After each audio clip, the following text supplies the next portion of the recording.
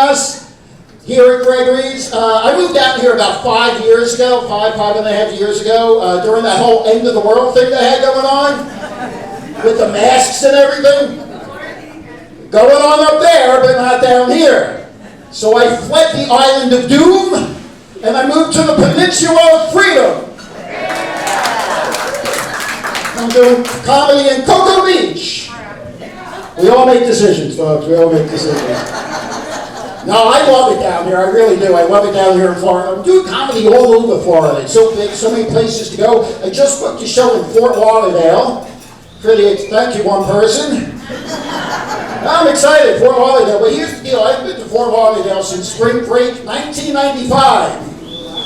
Yeah, it's been a minute. It's been a minute. And I don't remember much about that trip. But I do remember this. I lost my virginity, and I ended up in jail. Unfortunately, not in that order.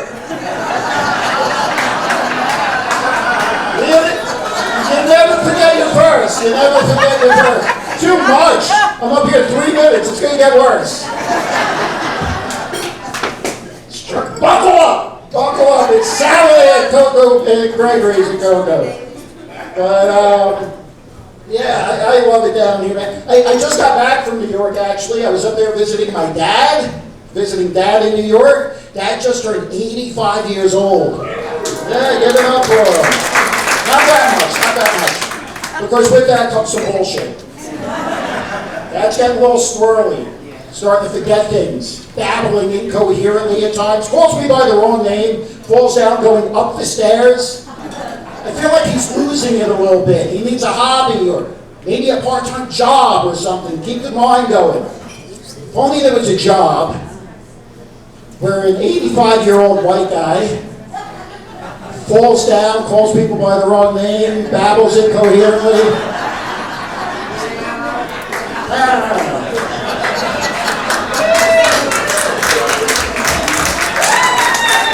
I didn't say shit. I'm not drinking. Well, I am drinking, but I'm drinking Heineken Zero. Heineken Zero. When you quit drinking, but you still want to stop 4 times on the way home to pee. Heineken Zero. Try to become their pitch man, man. No, I had to quit drinking. I did. I had to quit because I'm a freaking drunk. No, seriously. Because I got the gout. Anybody ever deal with this asshole of the disease? Not disease of the asshole of the disease. Very different things, thank God. Nobody? This whole place? Nobody got the gout? One shy person. You got gout? Sucks, right? Brutal. What's your name? Cindy. Me and Cindy know about the gout. The rest of you don't know. So I'm going to tell you about the gout. Imagine the worst migraine you've ever had in your life. In your big toe. Right, Cindy? That's the gout. So I'll tell you what happened. I went out, rough night of drinking with my friends, wake up in the morning, my toe is killing me. So I went to the doctor. I said, Doc, what's up with your toe? He said, Adam, I'm afraid you have gout. I said, well, what causes that? He said, it's your diet. I said, well, what is the diet? He said, everything you love. Everything you love causes gout. I said, like what? He said, steak, lobster, and beer. I said, that's about everything I love. I'll do it. And then he said, Adam, I haven't seen you in a while. Let's check out that prostate. I said, Doc, that's just going to give me more gout.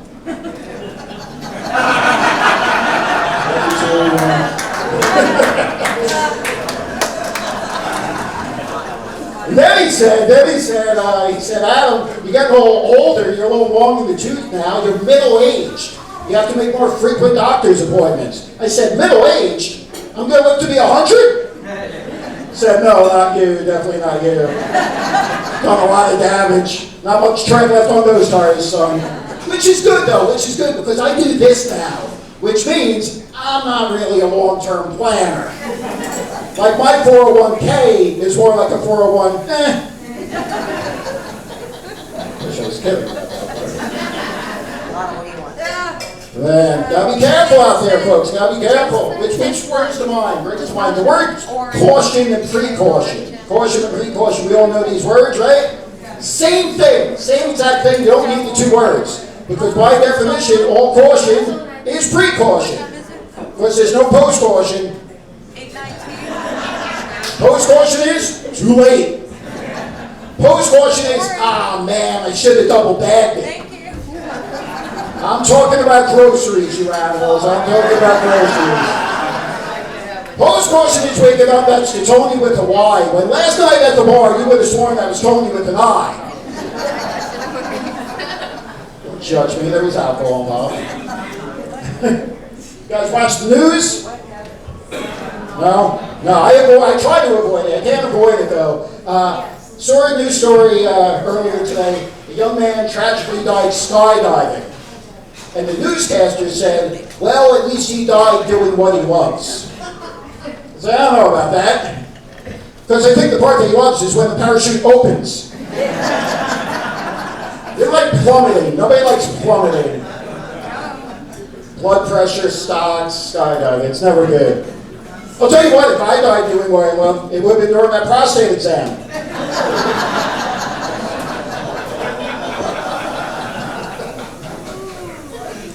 Like I said, I'm getting older like Kevin, like the host. I just turned 50 years old. 50, yeah, thank you. All I did is not die. All I did is not die. That's really it. That's the accomplishment there. But I'm 50 years old, I'm a single guy. Which means I'm losing hope. But then I saw a news story that gave me hope. And that news story is that Bill Belichick, 74 years old, got engaged to his 24-year-old fiance. You know what that means, right? My fiance just hasn't been born yet. Give it time. Bill Belichick, not a handsome man, huh? Not a good-looking man. Not a sexy man. You ever notice every year they do the People magazine does the sexiest man alive? Right? They've been doing that forever, right? Sexiest man alive. Do we really need the alive? I feel like that's implied, right? It's literally the only qualification is alive. I mean, I'm a solid 4 at best, right? I'm way sexier than the sexiest dead guy. I'm hotter than the sexiest 4. So I'm no egomaniac here, but I'll die on that hill. They said, single guy, 50 years old, start thinking about all the things that changed. What is going on with my voice? Like Peter Brady up here. 2 people got that freaking reference. So I'm starting to think about all the changes that happened from the time I was born, when I was a kid, till now. One of the big ones is, when I was a kid, and I wanted to look at adult content, you had to look at still photos in a magazine, right? Like a freaking magazine. If you told a young person that now, they would think you were like a caveman, looking at cave drawings, hieroglyphics, you know? If you went back in time and told 11 or 12-year-old Adam that someday he's going to look at his porn on a telephone, I would think that's the ramblings of a lunatic, you know? Like, can you imagine that? Because this is what I would be thinking.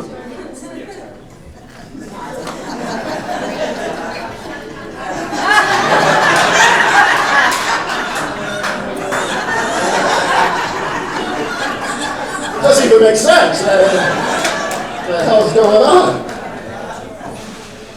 This is how long ago it was. It was still called porno.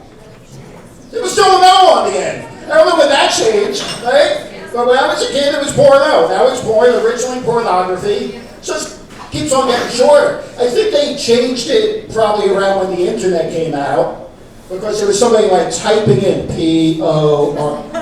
We're wasting valuable time! Come on, get radio!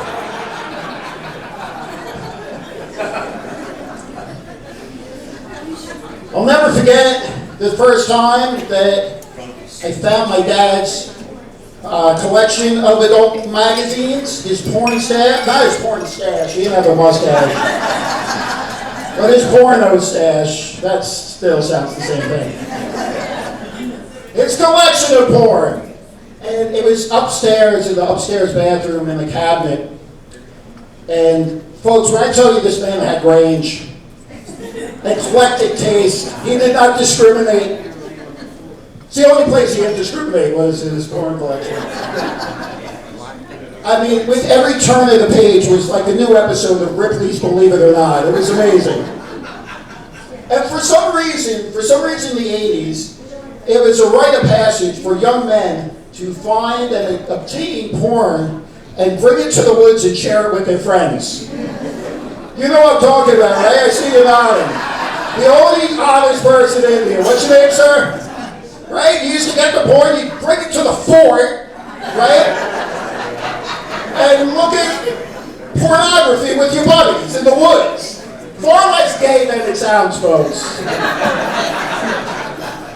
So what happened was, I had an older brother, so we found the collection, and we had to get them out of the house to the woods. And my brother tasked me with the job of getting the magazines out of the house. I'm like 11 years old. So how do I do this? I don't know, right? Because I can't put them in a backpack, right? Like an 11-year-old with luggage walking out of the house is a problem, right? Where are you going? No, nowhere. Just a Elmo backpack full of smut. So what I do? I went to the window and I just threw them out. Just rained porn down. My brother's like collecting them. It was like a drug drop. It was crazy. So we collect them up and we go to the woods and we lay them out with the neighborhood kids. It was like health class, I don't know. I didn't know what the hell I was looking at. I was 11. I mean, I still don't know what I'm looking at. I think at one point I actually said, "Is that the Predator with his mask off?" No wonder he's always so angry. Look at what they're doing to him. Somebody's going to go back and watch that movie and you're never going to see it again. So we looked and we learned and we tried to figure shit out. But then we had a problem. Now we have to get the porn back into the house. Have you ever thrown a magazine up to the second floor window? Does not work, folks. There's no center of gravity. It's just like it doesn't work. It's like throwing a lasagna, basically. Have you ever thrown a lasagna? Me either, but I'd imagine that's what it would be like. So now we have a problem. Can't get the porn back in the house. So we decide, get rid of the evidence. No crime, no evidence, right? And also, for my dad to accuse us of stealing the magazines, he would have to admit that they existed in the first place. So what do? We go to the end of the street corner and we shove them down the storm drain. Oh my God, is right. Vanished. No more porn, no evidence, no crime. Until that night. Because that night it rained. And it rained biblically. It Noah's Ark rained. And the magazines floated up into the street. It was like a porno reef. Incredible. Oh, by the way, that corner was also the bus stop. Yeah. So the next morning, parents and children alike walked to the bus stop. This was one of the days my dad took us to the porn stop. Happy accident. And we get there, and I saw a look in my father's eyes I'd never seen before. It was like he recognized an old war buddy. He saw them laying there, and he knew that they were his. It's like an old friend, tear in his eye. And one of the other mothers said, "Would you look at this? What kind of savages would do this?" And my dad, without missing a beat, voice shaking, said, "I know. Perfectly good reading material." It's a true story. You can't write that. Oh, man. So I'm a single guy. Any single folk out there? One person? Is that true? Oh. Me this lady and a bunch of cowards who won't admit shit. Yeah, I'm single, man, 50 years old, single. I gotta admit, I'm bad at dating. I'm no good at dating. Once I'm in a relationship, I'm cool, I'm fine, but the whole chit-chat, small talk, getting to know you part, I'm terrible at it. I'll give you an example. I went on a date recently, lovely woman. Her name was Asia. So I figured this is easy, right? I said, oh, Asia, you mean like the country? And she said, no, you moron, like the continent. Excuse me, Asia, I'm not very good at geometry. Judging bitch. But Asia and I went out, we had a good time, we had a blast. We went out for drinks, Asia's favorite drink, the old-fashioned. Which, funny enough, is also what she called it when we went back to her house and she took her teeth out. Is that the line? That's the line, Go Beach? It's going to get worse, don't worry about it. Here's another problem I have dating. I have a load of them. Another problem I have dating is every woman that I'm interested in, they all tell me the same thing. They all say they want somebody who has their shit together. We all know this term, right? Have your shit together? Folks, I'm 50 years old. I'm doing comedy in Cocoa Beach. You've never heard of me in your life. I've never had my shit together. Because I think when they say have your shit together, they're talking about your home, your car, your job, and the relationship. So actually, when I first moved here, down to Florida, I actually kind of had my shit together because I was living in my car and I was driving for Uber. There's the home, the car, and the job right there. I slept with one of my Uber fares, so for 1.5 glorious minutes, I had all my shit together. It was fleeting, but it was fantastic. Just ask me. Efficient. Efficient. Join the dating apps. Anybody ever use the dating apps? No. Nobody's going to admit that either. Necessary evil when you're single in these days. Join the dating apps. They have a weird thing on the dating apps. They have a category called something casual. Something casual. Here's the problem with something casual. Something casual for a lady, very different than something casual for a guy. Something casual for a lady is like, oh, I can wear this new outfit I got. Something casual for a guy is, oh, I'm going to get a handy in the Denny's parking lot. You signed up for casual, you know what you were getting into. I brought you moods over my hammy.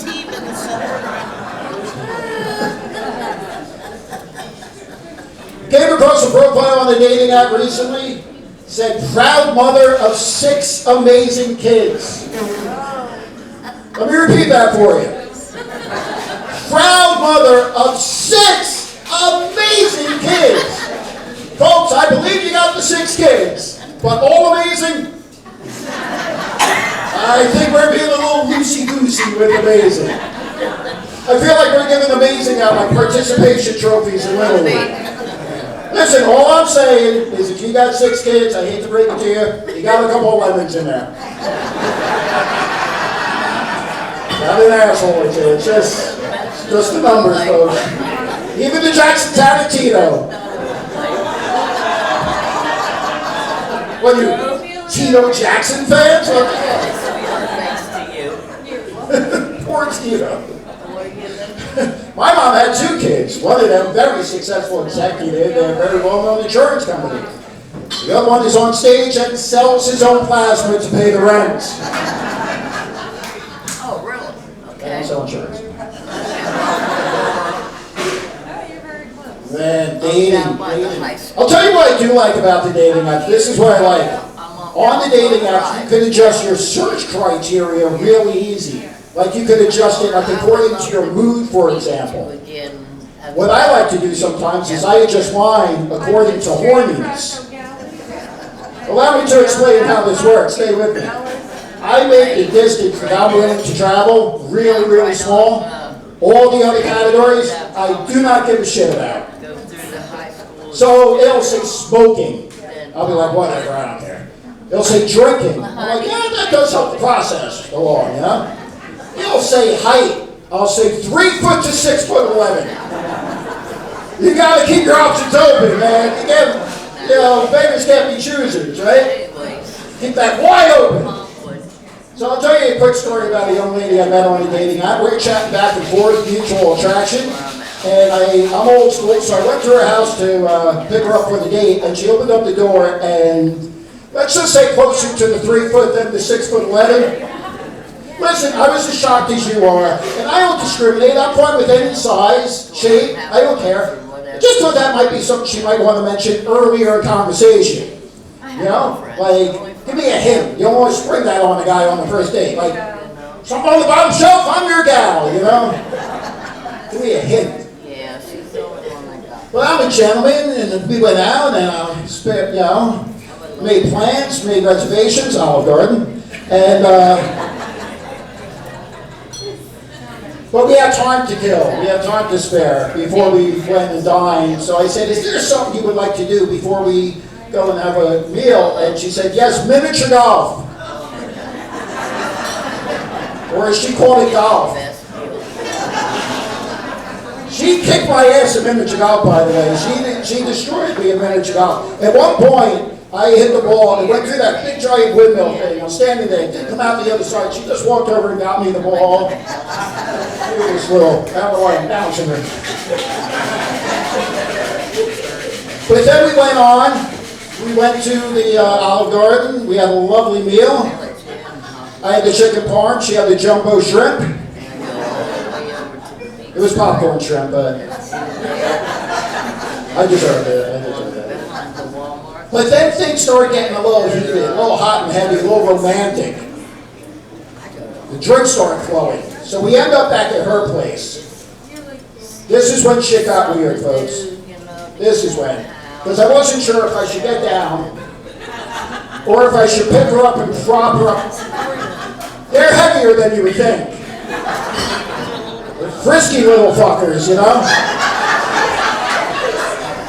Very dense, deceivingly dense. There's a lot there. There's a lot there. But I had the time of my life tonight, that night. Wasn't tonight. So young. And I learned a lot about positions and angles and torque. And I wake up the next morning and I rolled over and I looked in her eye. It took me a while to find her, but I said, that was the most amazing night of passion I've ever had in my life. I said, I can't believe it took me this long to be with a little person. And she said, Adam, you could say midget now. You're one of us. One of you? I don't know about one of you. I had a good time. We had a great night. I don't know if I'm one of you. She said, no, I was there. You're one of us.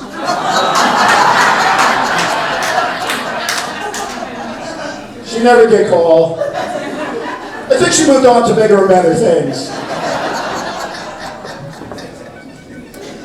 Folks, you had a good time tonight?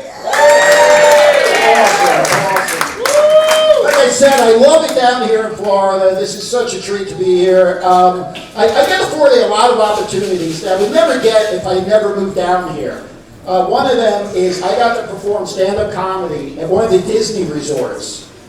Pretty cool, right? Dream come true for a comedian. But you got to be careful there. Because right in the front row, you got 4, 5, 6-year-old kids. You know? There you go. Yeah. And I'm in the back room. I'm getting ready to go up. And the boss walks in, and he goes, hey, keep it clean, motherfucker! I don't want to say his name and get sued, but I think you know who I'm talking about. By the way, folks, after the show, because I sell my own plasma to get pay rent, and I'm running out, I have these stickers with a little mouse on it. It says, keep it clean, motherfucker. So stop by, say hi, donations, whatever you want, some gas money, or nothing, I don't care. And then there's another sticker, I didn't tell the joke for it, but it's funny. Gonna tell you one more and get out of here. Get your headliner up here. Yeah, he's great. You're gonna love him. Let's think about this. The word disgruntled. We all know this word, right? Disgruntled, the way many of you may be at your 9-to-5 jobs. And I figure if there's a disgruntled, there must be a gruntled. Never thought about that, right? Never thought about that word, but there is. There is a word gruntled. And gruntled means pleased, satisfied, content. That's weird because gruntled sounds more disgruntled than disgruntled. So what I did is I decided I'm going to bring gruntled to the forefront using everyday life, right? So I went out to my favorite restaurant, Aldern, and I ordered my favorite meal. About halfway through the meal, the waitress comes over. She says, "Sir, how is everything?" And I said, "I am quite gruntled." And she had no idea what the hell I was talking about.